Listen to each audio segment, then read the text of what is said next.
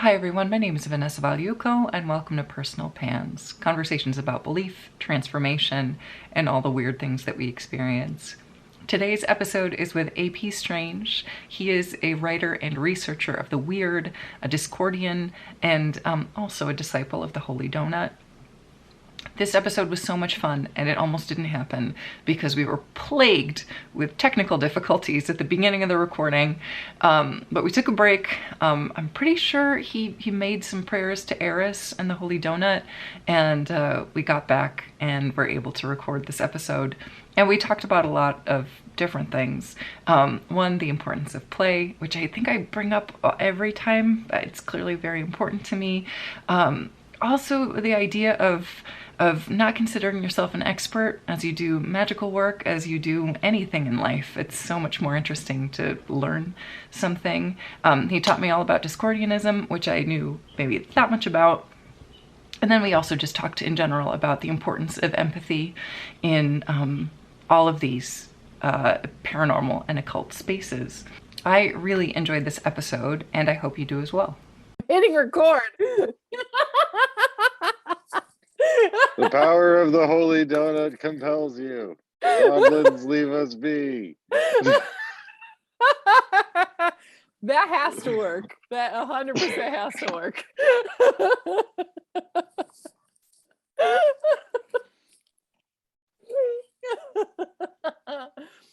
Perfect. Good. I really need a pair of those that actually fit. These are like kid-sized ones. Oh, are they? For those of you listening in podcast land that can't see the video, I was wearing a pair of the Groucho glasses. And you held up a donut, and that was amazing. That's this will be good for promo pictures. Oh my God, absolutely. Perfect. Perfect. So we'll see if donut magic works, because if it does, that'll be the title of this episode. It usually does. Great. I actually was talking to SJ, and I realized I referenced SJ without mentioning who they are, but I figure people just kind of know. Of course. Yeah. Yeah, they're one of the hosts of the Two Witches podcast, one of the eponymous witches there. Yes. And we had a conversation recently about hilarious magic on that show. Amazing. I'm not sure when that episode comes out, but cool. That's long been my contention that hilarious magic is the best magic. So yes, exactly. I definitely think, again, this is my chaos magic sensibility, but I 100% think that if you do something with a joyful heart, it's just going to be more successful. Like anything that's got like a trickster energy, anything that has a joyful energy, like that is the most effective magic you can do. That's just been my experience. Yeah. No, I totally agree. Yeah. Because I mean, we could have been getting really irritated. We could have gotten pissed off just now. Totally. Yes, exactly.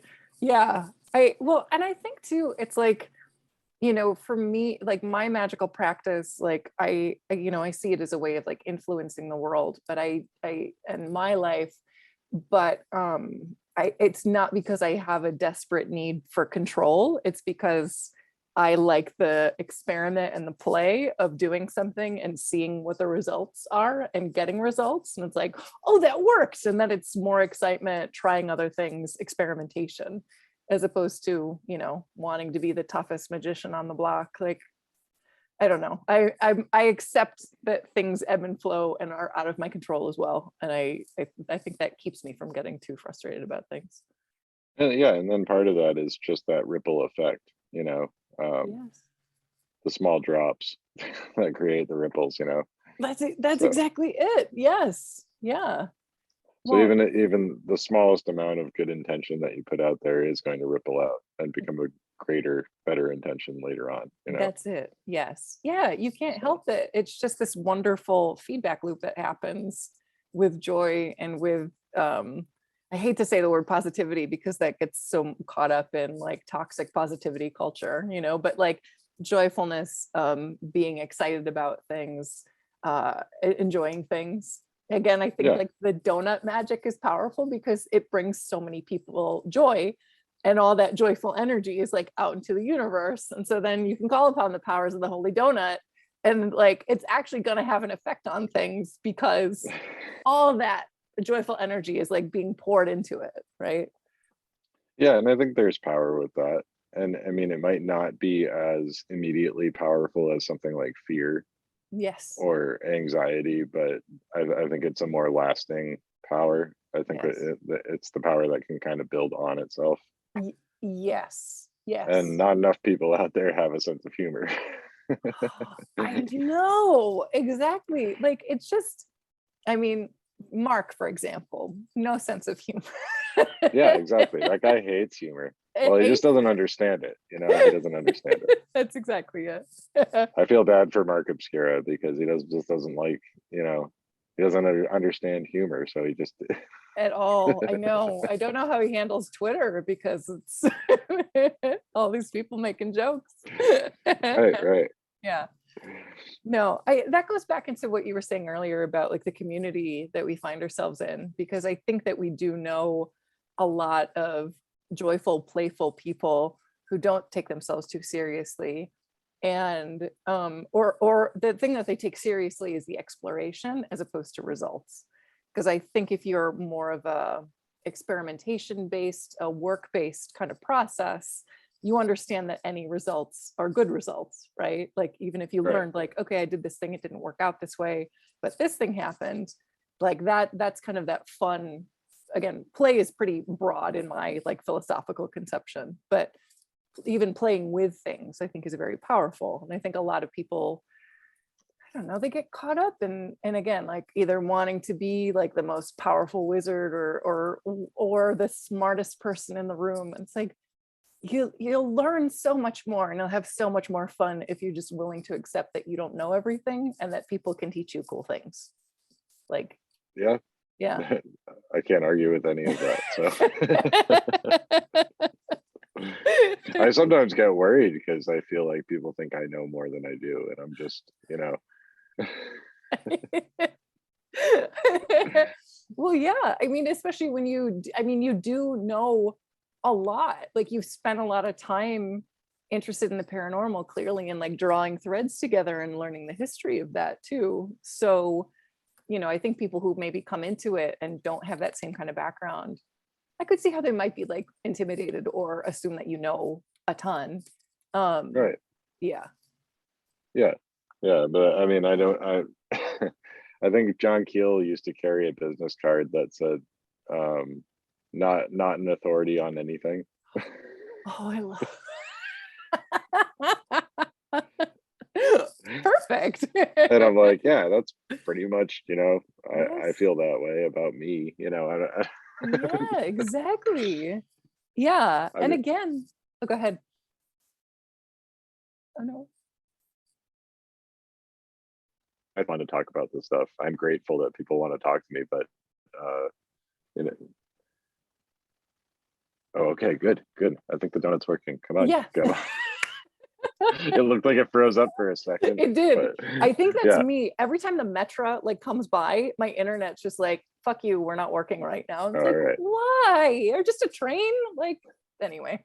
Yes. Yeah, I'm always very grateful to be surrounded by the people that I am. And Yes. anytime somebody wants to take a moment to talk to me, like, and it always seems to come all at once. Like I'll get a bunch of requests all at once, and I'm like, oh geez, I'm gonna be really busy, you know.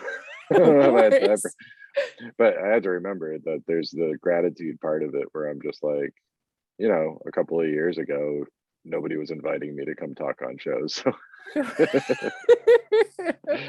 should be pretty happy that, people enjoy hearing my nonsense and my weird Exactly. voice. Right. Right. They seek it out even and want to broadcast it to more people. Like the Yeah, yeah. But you saying too, like the 2 years, it's like you don't realize when you're putting in the time and you're doing the work. Like, this is my always sense of like chaos magic and magic in general too. It's like you do the work, and you throw it out there, you kind of let it go, and then sometimes you get immediate results, sometimes it takes a couple of years and you're like, oh, this is the result of the actions that I took and the choices that I made. And, you know, to me, there's magic in doing, right? And so that Absolutely. when you see the results of that, it's really beautiful. So kind of what you're alluding to is not having a firm expectation, Yes. because I think that's super important, you know. Yes. And I Yeah. think that's been documented in experiments with psi, Hmm. where the expectation is too strong or the confidence level is too high, you know, it doesn't work. The Yes. results are worse, you know. Yes. Yes. and, Yeah. and then there's the beginner's luck aspect where if you just, you know, not really putting any intent at all in it, just, oh, this might work, it might not, and then it does, you know. But Yes. there's a happy medium when you actually start practicing with it. As you say, it's, you put it out there and then you see what comes back, you know. Yes. Right. Right. And to me, And it's you got, can't be too disappointed if it didn't go the way you wanted it to, because you shouldn't really want it to go one way or another. You should just have a generalized intent of, you know. yes. Yes. It's this weird mix of like having an idea, having a goal, but not having too concrete of a goal.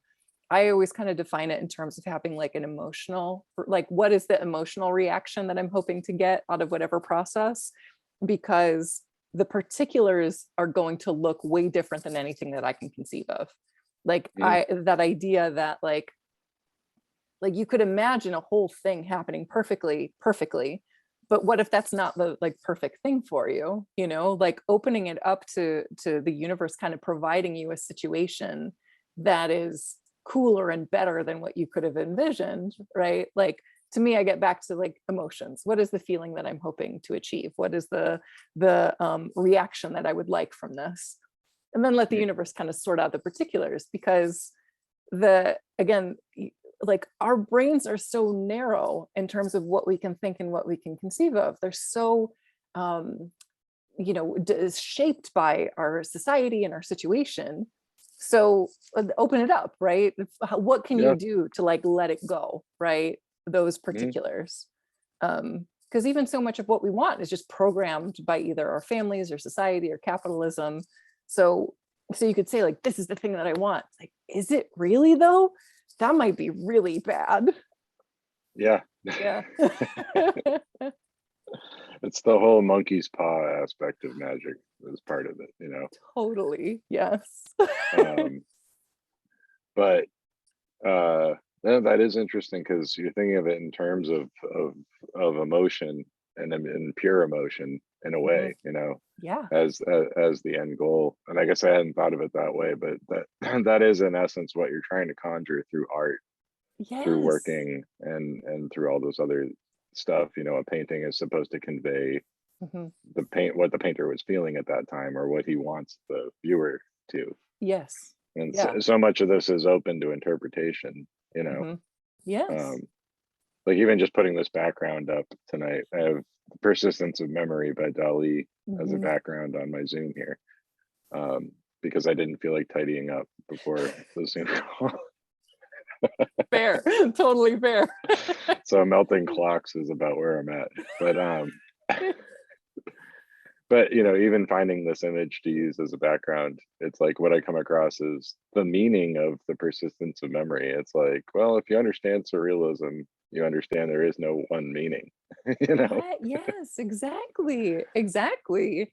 And to me too, again, I've like ranted enough on this podcast about it, but like, you know, the idea of like an objective meaning, objective answers, like so much of that again is like social control, right? It wants Mhm. you to think certain things, have definitions for certain things.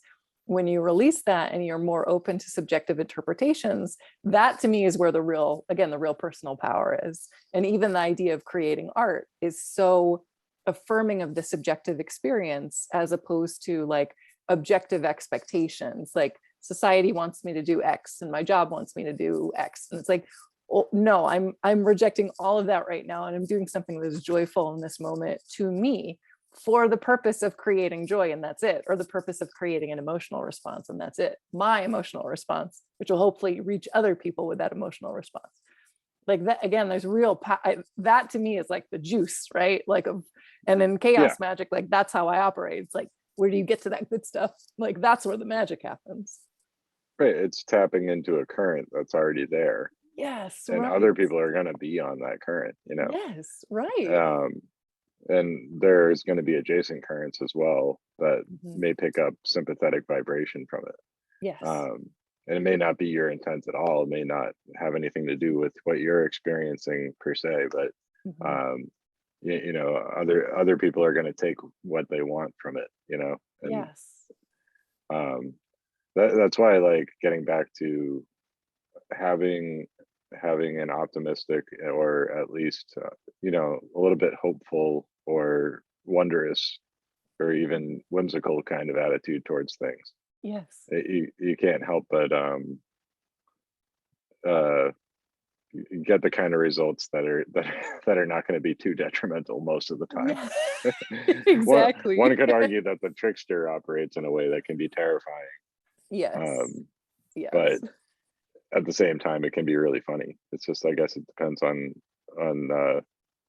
which side you're standing on.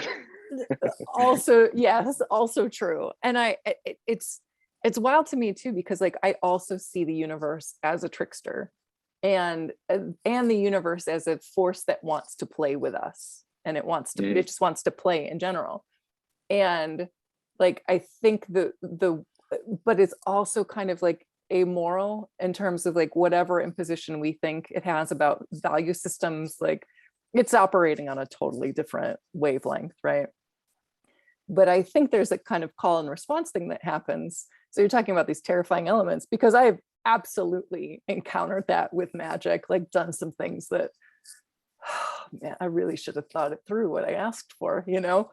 Right. Um, but I think the universe responded to me in the way that I asked for, right? I was like, I want to play, and I want to play rough. And the universe is like, oh boy, lady, Do you now? we got a couple years for you that are going to be full lifetimes, you know, like. And I think that's why I can come out of that and be like, oh, I still have a smile on my face, because like, oh yeah, I did that, I did ask for that, the universe played with me in the way that I asked. Should have Right, just been right. careful about the asking. Yes. Yeah. And the key is to not be regretful of it, but just like, you know, well, I won't do that again. That's it. That's It's not it. a ride I Exactly. want to hop back on. No, thank you. Exactly. Yes. Yeah. I stopped going to Six Flags in my teens, because I'm like, oh, this is gonna just make me throw up. I'm really not into that anymore. So but yeah, I think that playfulness, again, it's just a more fun way to live. Like with everything being so dark and impossibly scary sometimes, like if you can find whimsy, if you can find lightness, if you can find joy, like to me that's very powerful, and it's a way I just prefer to live and exist in the world, rather than this oppressive imposition of um keeping everything very serious, and we have to wear Mhm. certain things and burn certain herbs and say certain words. Like, all right, I mean, if that works for people, great, but don't force yourself into something that doesn't feel good or fit. Yeah, no, I agree, and I try not to talk down about anybody else's practices. Like I Yeah, never do that, you know. But but totally. unless I feel like it's actively harmful. Yes, exactly. Yes. but but yeah, to each his own, I guess. To each their own. But Yes. it's not uh, I think you're missing out. You know, you're missing out if you're overlooking those aspects. That applies to everything too. Like Yeah. ufology is a lot like that. Yeah. Um, uh, I take great delight in toying with people on UFO Twitter once in a while. I don't do it too often. I, I'm no Puxley, but every once in a while, it's fun to like poke the beast and just be like, you know, Yes. Yeah. because Wouldn't you you? kind of end up like being like Foghorn Leghorn and the Barnyard Dog, you know, just kind of like, It's a perfect reference. Yes. I know my pal Star Dog will really appreciate that, but Of you course. just go over and lift UFO Twitter up by the tail and whack it on the behind the bunch with a plank, then run Exactly. away. And when it's coming after you, it hits the end of the leash and it's like, yeah, because Exactly. there's no sense of humor over there. There isn't, you know, it's like, Right. This is very serious. And again, Take your it's donuts elsewhere, you maniac.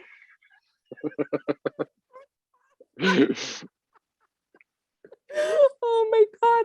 Because like, oh boy, I gotta calm myself down and have this conversation, because it is that, like, it's so wild to me it's like, okay, friends, we're dealing with UFOs, we're dealing with aliens.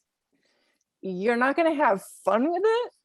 Right. Like this idea that It's like the great Tim Binnall would say, it's flying saucers, dude. Come on. exactly.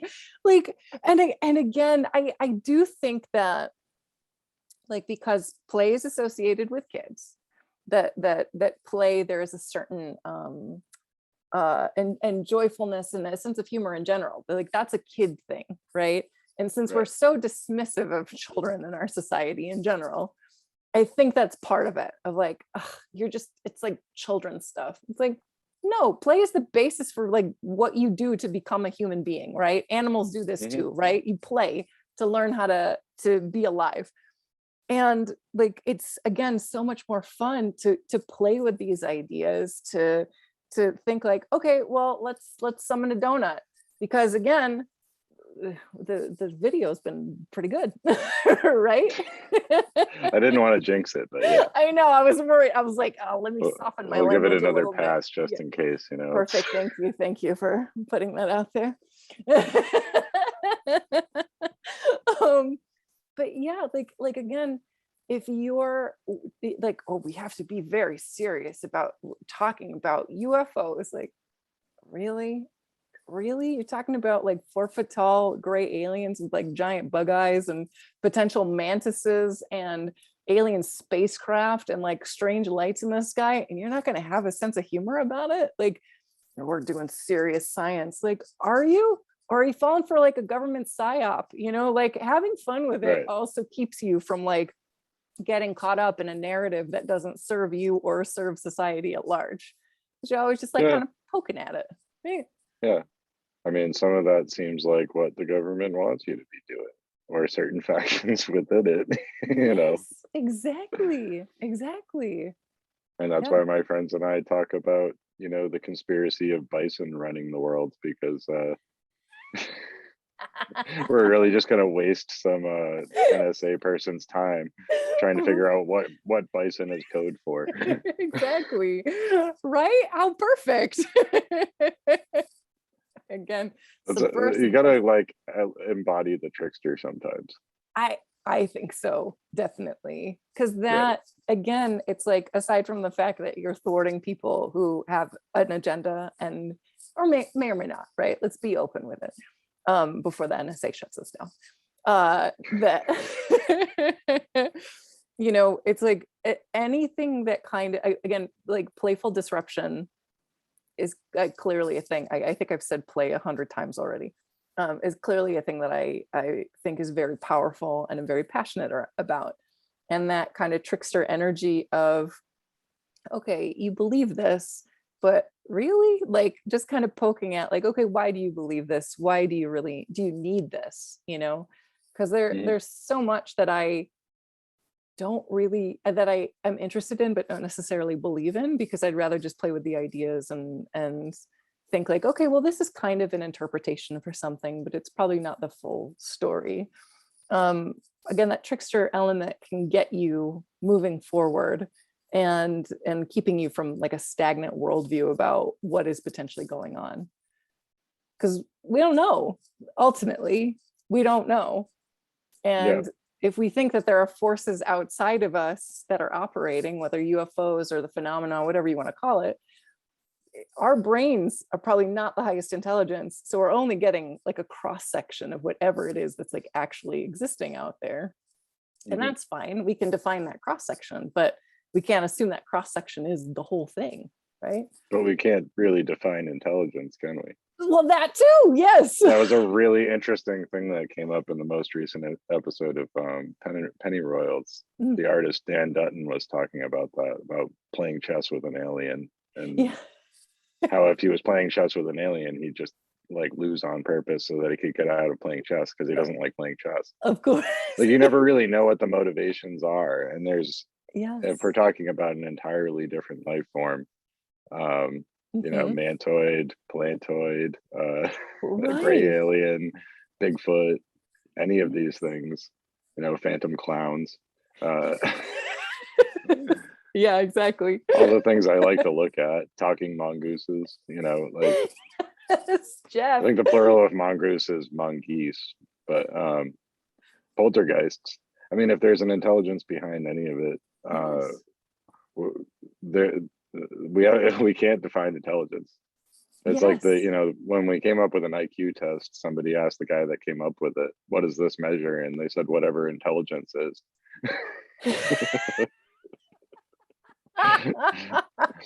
Because we don't know what intelligence is. We have a vague idea of intelligent life, or you know, what defines intelligence, but there's so many other factors like emotion, as we were already talking about, and we have the habit of anthropomorphizing the other in a way that that sells it short. You know, it's so unimaginative. Yes. And it's probably way off base. Absolutely. Absolutely. Talking about humor and play, I mean, one of the ways that you could avoid being messed with too harshly by the Fae is putting your clothes on backwards, you know. Like that would just be so hilarious to a little Fae person that they'd fall over laughing and leave you alone. Yeah, right. Like, which goes to show they have a very different sense of humor than us. Thank you. Exactly. But it also shows the power of humor. Yes. Yes. Well, yeah, the power of humor, the power of just like doing things differently too. Like, all right, challenge your own expectations about things. Put your clothes on backwards. Let's see what happens. You know, even those studies about people walking into elevators and facing the back, and like how that makes so many people uncomfortable, because you're supposed to get on an elevator and then you face the doors. But if somebody's just facing the back of the elevator, you just think something is wrong, right? Right. Yeah. But that's kind of fun. That's the rub, though. That's where we run into issues, especially with anomalous phenomena, is that there's a time and a place, right? Where things can be funny or they can be creepy. Yeah. Exactly. A lot of the stories about the Men in Black are just plain creepy, but they're also absurd enough to be really funny. They lend themselves well to joking around when you tell the stories. Yes, right. But if you encountered somebody like that, you'd be terrified.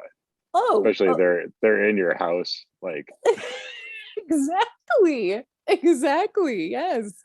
Like looking at a pen as though it's something they've never seen before, you know. Like, yes, right.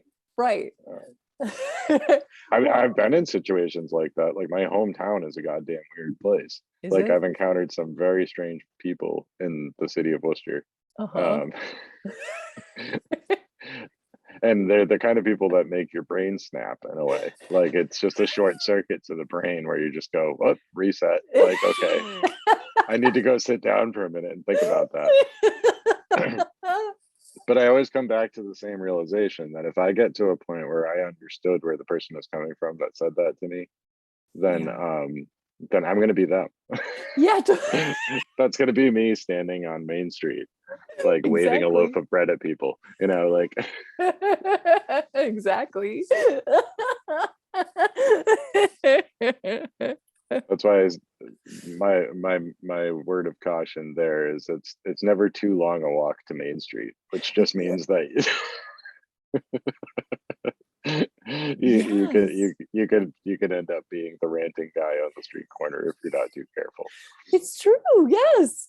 And again, you were talking about like poking at UFO Twitter. Like a lot of these people, they're on Main Street. Like they have built a house there, and it's like, oh, friends, maybe back off a little bit. Like if anything is making you that worked up, that again doesn't have to deal with like real life and war and things like that, like dial it back, friends. Like, well, that's exactly it. That's that's the kind of stuff that sets me off and actually kind of makes me angry. Is like, well, Mhm. not kind of, it makes me angry when Yeah. people are just talking, incorporating the real world problems into the narrative Yes. of disclosure, with the big D, the big capital D disclosure, Hmm.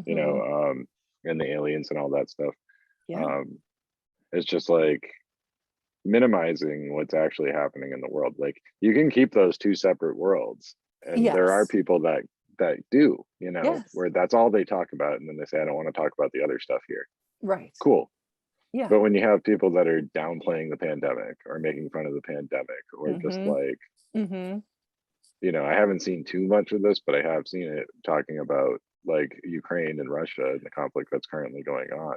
Yes. And like, that doesn't need to be anywhere near a UFO narrative. It's a very serious thing that's happening right Oh my God.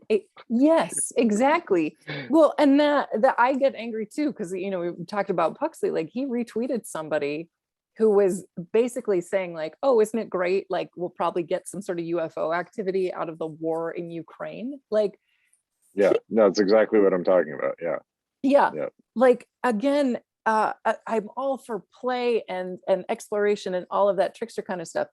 And also when you're dealing with real life consequences, it feels like some of these people are just completely dissociated from reality, right? yeah. Because Well, there's no empathy there, clearly, if they're willing to say shit like that, oh my God, which yes, which makes me think that they're, I mean, I already feel like a lot of these people are frauds, and a lot of them are just, in yes, it for clout or money or whatever, yes, yes, notoriety, yes, the the big UFO bucks.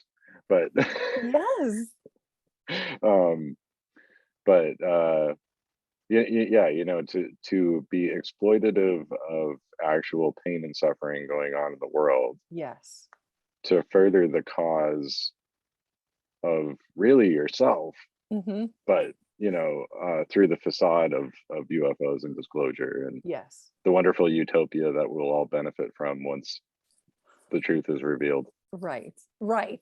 There's people that idolize Fox Mulder, and I'm just gonna say this right now. Like, I love the X Files. Fox Yes. Mulder was not a good guy. He was not a great guy. Yeah. He was a very, very flawed character. You know, Yes. like, you're Yes. not supposed to idolize Fox Mulder. He has a I he has a know. very serious monomania. It's a Yes. fixation, and that's what Yes. a lot of people are, and Yeah. to the detriment of everything else in his life. Yes. Yes. Right. Fox Mulder never had a girlfriend in the whole show. That's a good point. I mean, Yeah. it kind of gets with Scully toward the end, Right. uh, sort of. It's a whole thing, but like, Yes. because she's the only woman in his life besides his mom, who I think, like, Exactly. and the only time you see his mom is when he shows up at her house in the middle of the night in Cape Cod, and he's like yelling at her about something that happened 30 years ago.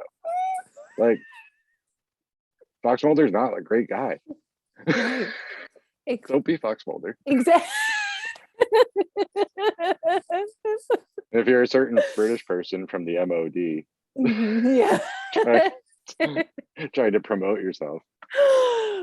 I'm Dick Exactly. Pope. I'm the Britain's Fox Mulder.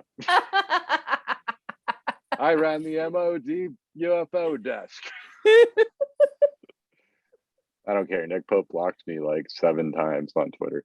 Oh, really? Just keep getting unblocked, and then he blocks me again. Fuck that guy. Fuck Nick Pope. Honestly. Now I'm getting all riled up. We need to go back to like, I spend 40 minutes just being like, yeah, man, it's all about the wonder and the fun of it. Okay. Well, but okay, it is all about the wonder and the fun of it, except when you're dealing with major human issues, right? Like again, Right. I've mentioned this in prior podcast episodes. My grandparents were in World War II. They were Polish Catholics. They got scooped up by the SS. They were in labor camps in their teens, right? Mm-hmm. And started telling me their stories about being in the war and after the war, because my grandfather was a guard at a refugee camp. And yeah, like bad stuff happens in war. Like there is a human cost that that people don't think about I think if people have the luxury of not thinking about it, why would you necessarily think about it? But again, to have my grandparents, that was formative experiences, that for them, and how they raised my mom and my aunt, and then how my mom raised me. All of that fear, all of that trauma. So I have this very present kind of awareness. And so when I see people on Twitter or anywhere dismissing things, using tragedy and trauma in order to, like you say, clout chase, or build their own narrative, in order to have, again, some agenda, whatever ascension course they're teaching or something, like, you can fuck right off into the sun. Like, that to me is so anti-life. It is so abhorrent. Like, I don't want to know you exist. I want you to walk into a lake, please. Maybe not the lake. We need freshwater resources. I don't know. Figure out something else to do than use up valuable freshwater resources and oxygen.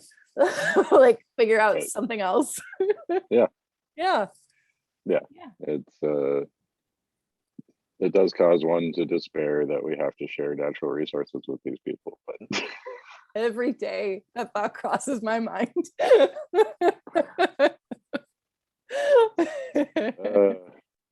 yeah, okay. Yeah. Well, now my blood pressure's up. What else can we talk about? Let's talk about Discordianism. You wanna? Okay, Yeah, we can do of that. course. Yeah. Yeah. So for I guess for listeners who don't know much, if you could give like an overview, and then I guess how that shaped your process. Oh, okay. All right. So Discordianism is the recognition that the universe is inherently chaotic, and there's always forces trying to impose order on it, and that there's this balance between chaos and order all the time. So as a Discordian, you're a devotee of the goddess Eris, the goddess of discord, or the other name for her is Discordia. So and it's kind of, it's one of those things where it's like, is it a religion that turned into a joke, or is it a joke that turned into a religion? So it's very much a humor based philosophy. Yeah. And it can be virtually whatever you want it to be. So Yeah. if you know how to say Hail Eris, and you can just jibe with some of the principles, you'll pick it up as you go along. That's but yeah, it's something I've been deeply interested in, and I kind of fell down a huge rabbit hole of it, maybe within the last 10 years. And and yeah, it's kind of shaped my outlook on a lot of things. Yeah. But Cool. reading the Principia Discordia was kind of like, oh, I'm home now. Yes. Because I mean, I spent my earlier years, it's like, I was raised Catholic, and I'd always go back and forth between revisiting Catholicism and leaving it alone, and ventured into Wicca. I practiced that for a while. Went into Buddhism. I became very interested in things like Islam for a short time, Hinduism, all these different world philosophies, and all these other things, and voodoo, and like a whole lot of stuff. And then it occurred to me one day that I'm like, I don't think I can ever find one path that's none of these paths that are already cut out are really working. None of them seem to stick, but I like all of them. Yeah. And then the goddess Eris showed me the way, and here we are. Perfect. That's cool. Yeah. Yeah. Yeah. It's kind of wild. One thing I realized in the last 2 years is that I came across an article on, there was that old disinformation site.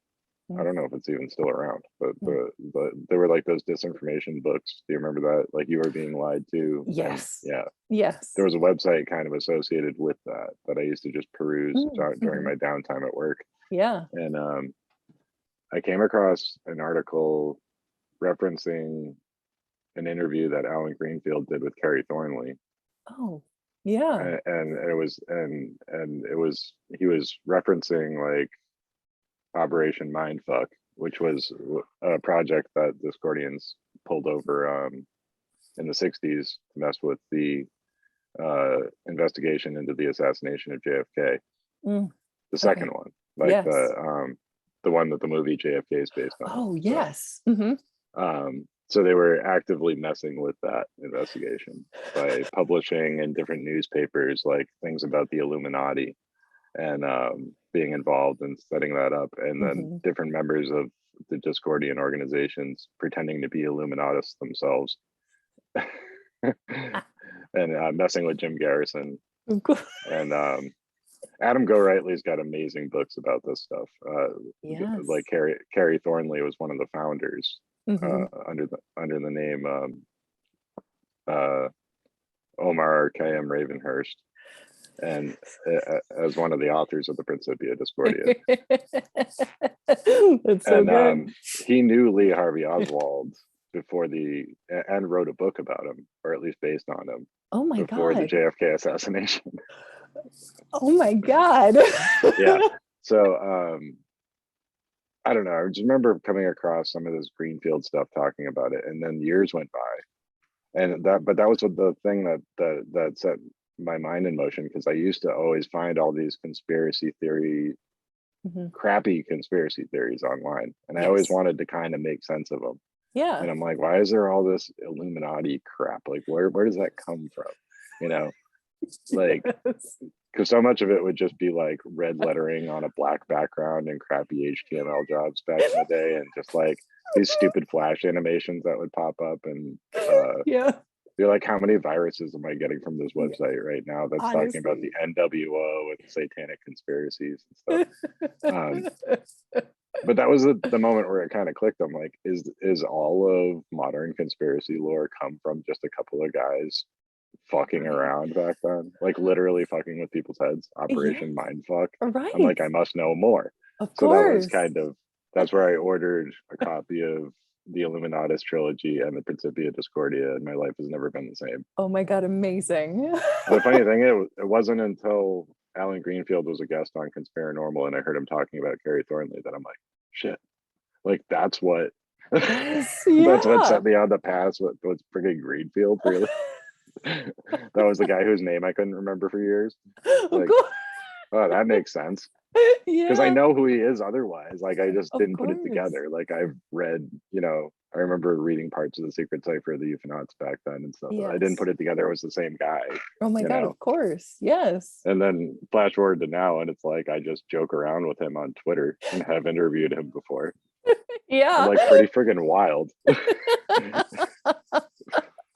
Exactly. I think so that's Eris working provides. Yeah, exactly. Yes. Eris made that happen. Absolutely. One big cosmic giggle. Again, if you have a sense of humor about things happen in ways that you can't even predict, and it's usually going to be kind of funny if you can have the long view of it, right? Right. Yeah. And I mean, that's like, I think something that has made me actively more psychic without having to work at it so much is thinking about these things and the connections and what led to what. Because there's going to be a moment that you might be experiencing right now. In fact, I'm calling it. I'm going to say it. I'm going to charge it with a donut. Whatever I'm saying right now is going to cause something to come into effect in your life years down the road. And then years after that, you're going to think, oh, that was because AP said that one thing. Exactly. Yes. That's why I'm here right now. We have it on film. Yeah, and then you're going to be able to refer back to it. You're like, yep, that is what he said. That is where what he that said. idea came from. That's exactly. That's why I'm here right now. Yes. Yes. If you understand how you got there, sometimes you get insights into where you're going to be. That is a really good point. Yeah. And that yes. And two, I think that ties into so much of what we've been talking about in terms of, again, having perspective about like world events, again, not fitting it into a narrative, not fitting it into like your own weird agenda. Like if you're present with things and you're also present with like, okay, what led to these points, right? And then where am I going forward, as opposed to, again, I have a friend who is a therapist, and she does a lot with narrative therapy. And the whole concept of narrative therapy is, something might have happened to you when you were younger, and you have a narrative about it, about what that means for who you are and who you will be going forward. And is that actually your story, right? Or is this a story that has been imposed upon you?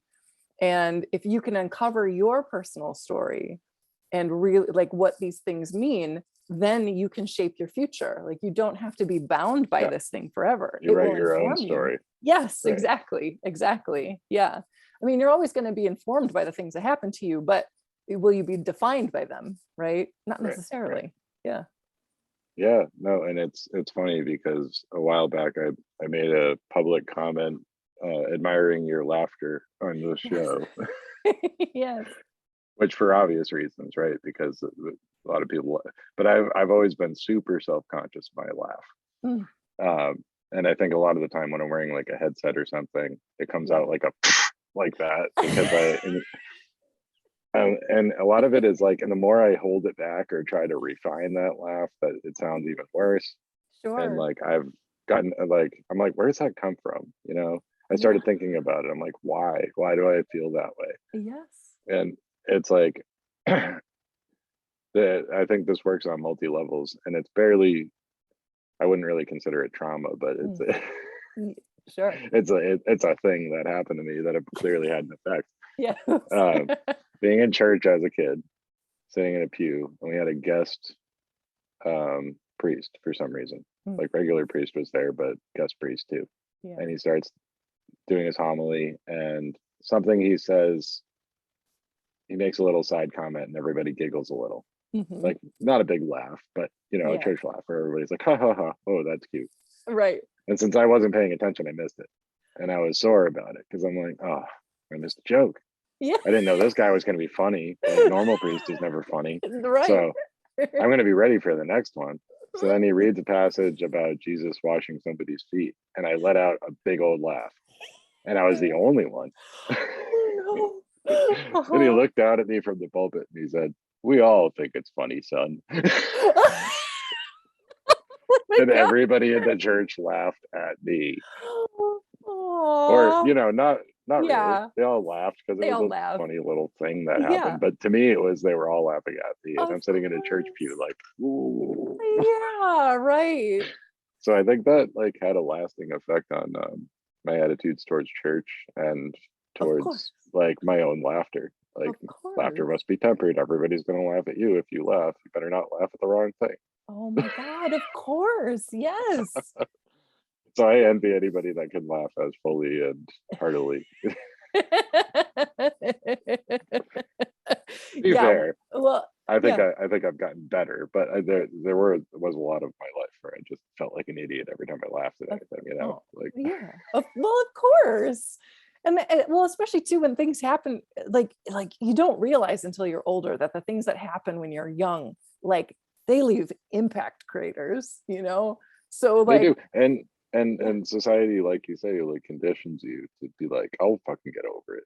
Like, that's not a big deal. Get over it. Oh my God. Like, that's a really stupid thing that happened to me, but it's not that big a deal. I know it's not a big deal, but it clearly had an impact. Of course. Because I was very young, Of course, exactly. Well, this, again, one of my favorite writers is the psychoanalyst Alice Miller. And she talks about, trauma specifically, but I think you can kind of generalize it to any experience. Like, you could have an experience, a negative experience, or just an experience that makes you feel self-conscious, and it's not going to cause like a neurosis later, unless you have people who aren't like denying your reality or not affirming, in that moment, if you're embarrassed, but if somebody's like, oh, it's okay, like they'll be okay, that kind of thing. Like, but we have this society that tells us like, well, you're not supposed to laugh, or you're not supposed to do this. And so it causes this weird, like, it causes neurosis, right? Because you're constantly at odds with, but this is the thing that's authentic to me. But this is also the thing that everybody is telling me is wrong or bad, or just something I should keep under wraps. Right. Yeah. I don't know. Yeah. I even get it about my voice in general. I get lots of compliments about my voice, and I'm like, I don't know what the hell you're talking about. Because when I was on Strange Familiars, Yeah. there I saw it posted in one of the Facebook groups, and like somebody commented, "Anybody hearing Stephen Wright?" And I was like, "Ouch!" Oh, fair though, fair. I can see that. I mean, you are in that lower register, yes. Right. But I mean, I don't know. I think maybe after that, I started being a little less monotone. I try to be a little bit more animated. It's like a wake up call.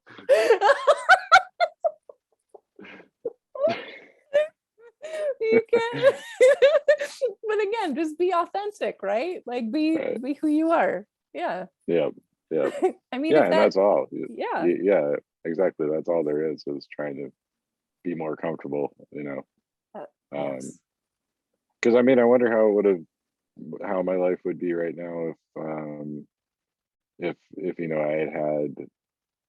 I had a lot of weird paranormal stuff as a kid, but I wonder if it had been treated differently, like if I had been encouraged more toward it or less or Yes. discouraged more, you know, Yes. it's just kind of it's interesting to think about the way your life would go. So, Absolutely. Yeah. Well, especially when you're a kid and it's so everything that happens, it things that you don't think are going to mean anything mean something later, mhm, like a random things that people told you that you'll carry with you. Like they probably forgot. Like an adult can say something to you, they will forget it probably in 5 minutes, but you could carry it forward for the rest of your life, especially if it like hits you at the right moment, or it's the right kind of encouragement that you needed, or it's like a criticism that you really didn't need, but just that in some moment of vulnerability ended up shaping mhm, who you are. Like, yeah, that's why, again, this idea of like stories, playing with stories. What is your narrative? What is your story? And just mhm, interrogating all of that. And also accepting, like, hey, maybe who I am right now isn't who I'm going to be in 5 months or even 5 minutes. So maybe I won't be so serious about any of these things, because that could change too.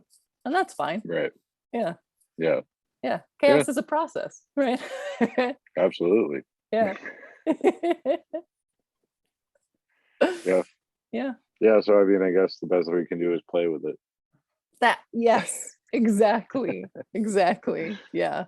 I'm all for that. Yeah. Me Uh, too. Oh my gosh. Well, before I let you go, do you have anything that you want to promote or share? well, you can always go look at my blog that I get to update once in a while, the Yeah. apstrange.com. And moving forward, if I'm able to, uh, you know, remove myself from certain toxicities, I can dedicate more time to it. Of So, course.